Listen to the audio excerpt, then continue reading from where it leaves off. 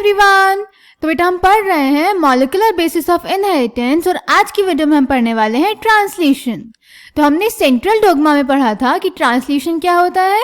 जब mRNA से protein बनता है तो उस प्रोसेस को हम बोलते हैं ट्रांसलेशन। या फिर हम बोल सकते हैं कि क्योंकि प्रोटीन बन रहा है, और प्रोटीन किससे बना होता है बेटा, याद कीजिए हमने बायोमोलिक्यूल्स में पढ़ा है।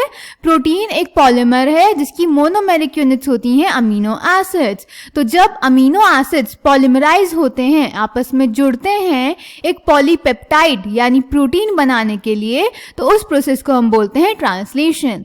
प्रोटीन को पॉलीपेप्टाइड क्यों बोलते हैं हम, ये सब कुछ हम पढ़ चुके हैं क्लास 11 में बायोमोलिक्यूल्स में। पॉलीपेप्टाइड प्रोटीन्स को इसीलिए बोलते हैं क्योंकि दो अमीनो एसिड्स जब पॉलीमराइज होते हैं तो उनके बीच में कौन सा बॉन्ड बनता है, पेप्टाइड बॉन्ड। तो एक प्रोटीन बनाने के लिए बहुत सारे पेप्टाइड बॉन्ड बनते हैं, इसीलिए उसको हम पॉलीपेप्टाइड भी बोलते हैं। क्लियर। या फिर हम ऐसा बोल सकते हैं जो हमने पहले भी पढ़ा इस चैप्टर में जेनेटिक कोड में, कि जब न्यूक्लियोटाइड के एक पॉलीमर से, वो पॉलीमर क्या है, mRNA, अमीनो एसिड का एक पॉलीमर बनता है, दैट इज प्रोटीन बनता है। या यूं बोले कि जब न्यूक्लियोटाइड के एक पॉलीमर से जेनेटिक इंफॉर्मेशन ट्रांसफर होती है अमीनो एसिड के एक पॉलीमर में, तो उस प्रोसेस को हम बोलते हैं translation. Clear. So the process of polymerisation of amino acids to form a polypeptide is known as translation, or the transfer of genetic information from a polymer of nucleotides to form a polymer of amino acids is known as translation, or the formation of protein from mRNA is known as translation। अब बेटा हमने types of RNA भी पढ़े हैं, mRNA, rRNA और tRNA।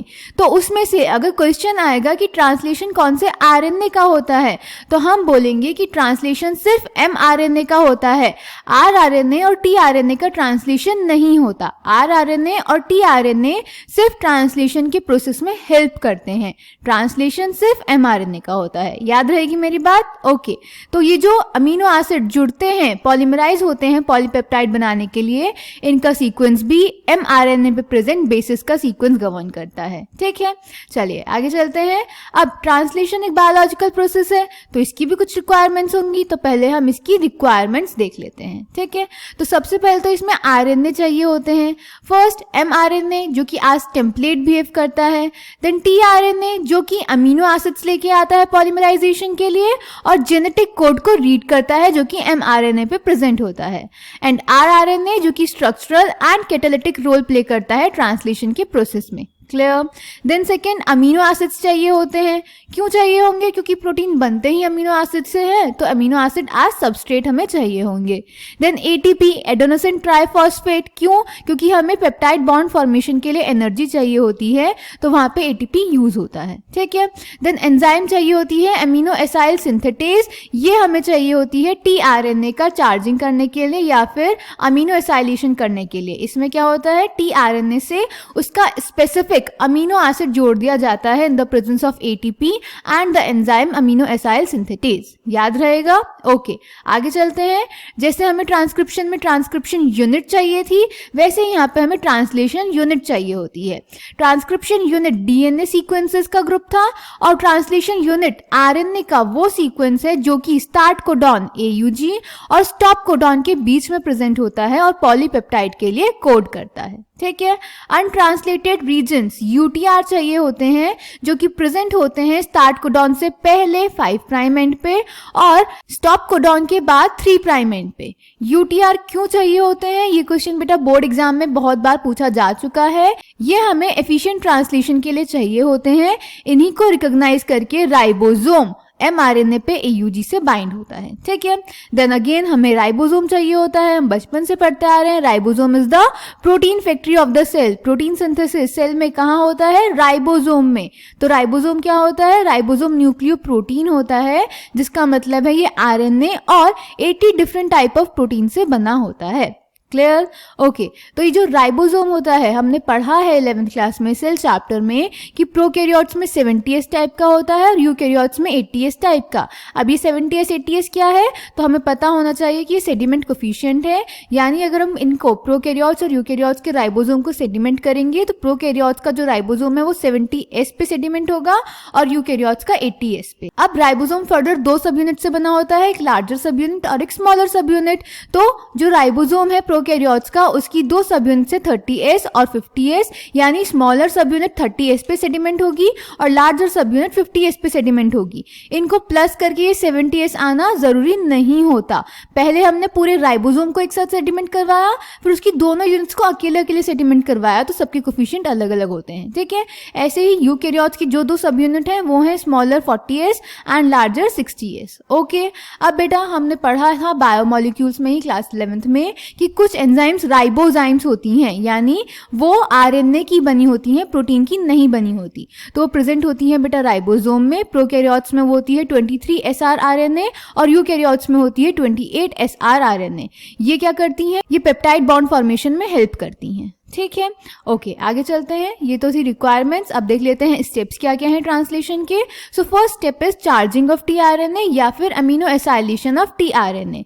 अब क्या होता है बेटा, जब 2 अमीनो एसिड्स के बीच में पेप्टाइड बॉन्ड फॉर्मेशन होता है तो उसके लिए एनर्जी चाहिए होती है, जिसके लिए हमें अमीनो एसिड को एक्टिवेट करना होता है in the presence of ATP और उसे उसके स्पेसिफिक कॉग्नेट टीआरएनए से लिंक करना होता है।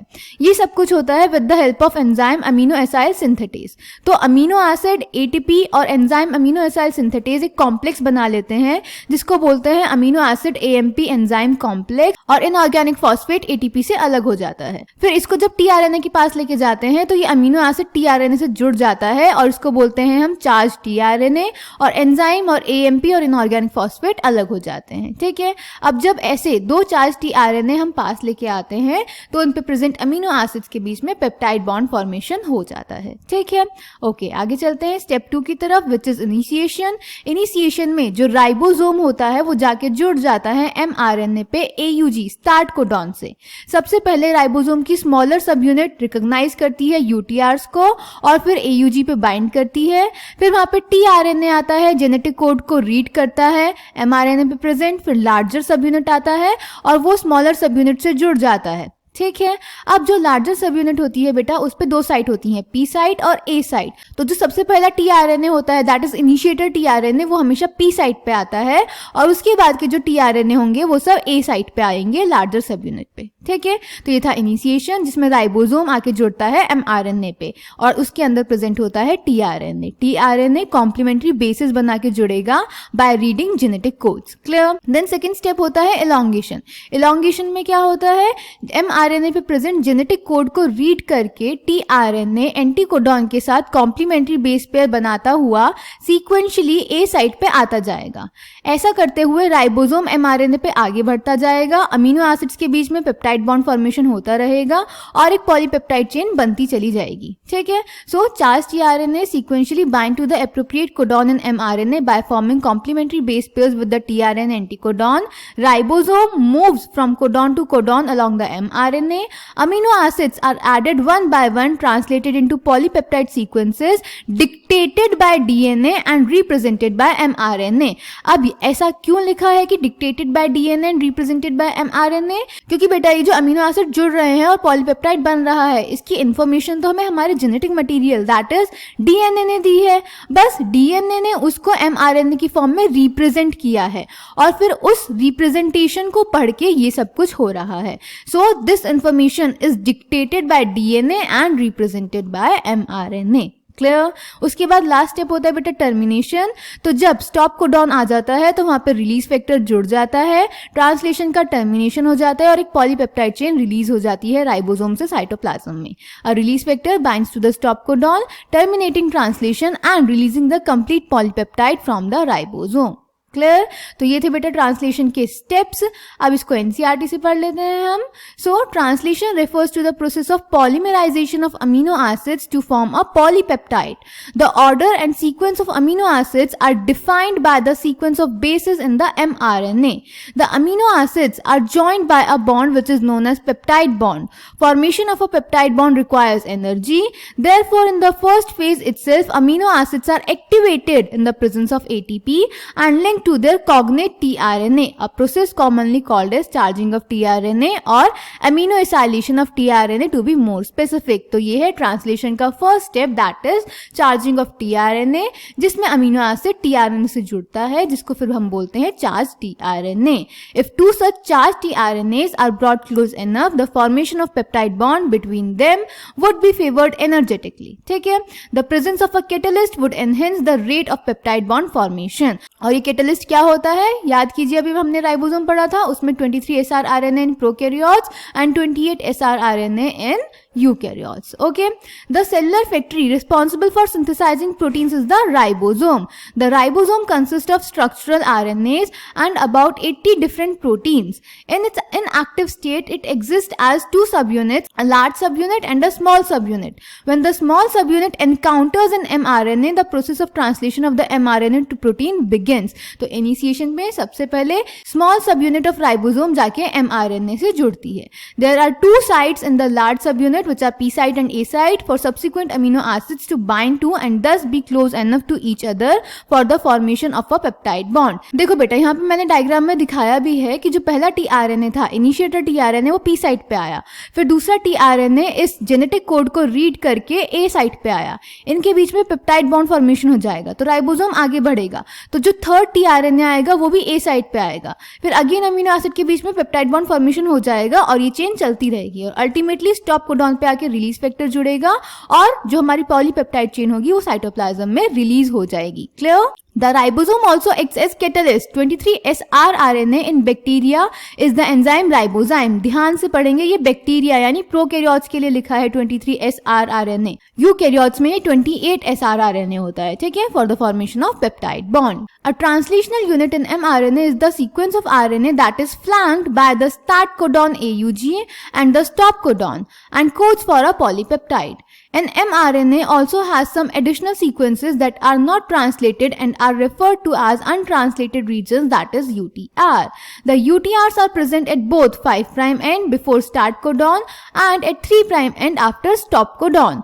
They are required for efficient translation process. For initiation, the ribosome binds to the mRNA at the start codon, that is AUG, that is recognized only by the initiator tRNA. The ribosome proceeds to the elongation phase of protein synthesis. During this stage, complexes composed of an amino acid linked to tRNA sequentially bind to the appropriate codon in mRNA by forming complementary base pairs with the tRNA anticodon. The ribosome moves from codon to codon along the mRNA. Amino acids are added one by one, translated into polypeptide sequences dictated by DNA and represented by mRNA. At the end, a release factor binds to the stop codon, terminating the translation and releasing the complete polypeptide from ribosome. Clear? तो ये था बेटा process of translation. इसका diagram NCERT में दिया हुआ है कि यहाँ पे पॉलीपेप्टाइड चेन सिंथेसाइज हो रही है, एक साइड पे टीआरएनए प्रेजेंट है, दूसरी साइड पे नया टीआरएनए आएगा, इनके बीच में पेप्टाइड बॉन्ड फॉर्मेशन हो जाएगा और अल्टीमेटली जब स्टॉप कोडॉन आएगा तो वहाँ पे रिलीज फैक्टर जुड़ेगा और ट्रांसलेशन टर्मिनेट हो जाएगा. ठीक है, आई होप आपको ये समझ में आया होगा. कोई भी डाउट होगा तो आप कमेंट सेक्शन में पूछ सकते हैं. Thank you.